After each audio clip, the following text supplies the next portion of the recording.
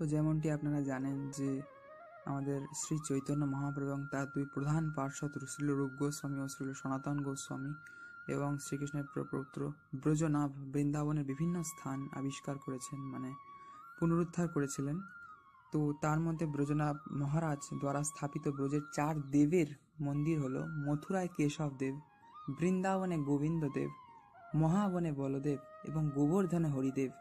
এই 4 দেব শ্রীকৃষ্ণ বা শ্রী বিষ্ণু ভগবানের এই 4 দেব মন্দির মহারাজ ব্রজনাভজি প্রতিষ্ঠা করেছিলেন, যা আজ অতি শোভমান আমাদের শ্রী বৃন্দাবন ধামে।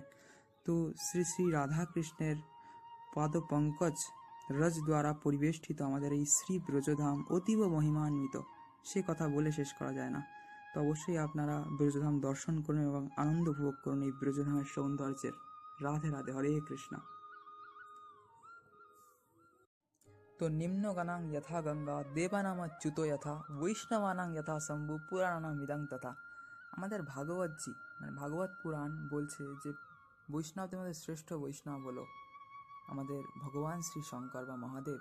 তো সেই মহাদেবই আমাদের ব্রজমণ্ডলকে রক্ষা করেন 4 দিক দিয়ে।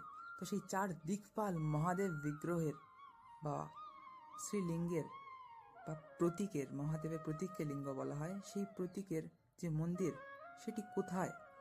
তো মথুরায় হলো ভূতেশ্বর, বৃন্দাবনে গোপেশ্বর, গোবর্ধনে চকলেশ্বর এবং কাম্যবনে কামেশ্বর মহাদেব, এবং ব্রজে আমাদের মাতা আদি পরাশক্তির বা মাতা সতীর শক্তিপীঠও আছে, যেখানে মাতার কেশ পড়েছিল শ্রী বৃন্দাবন ধামে আমাদের।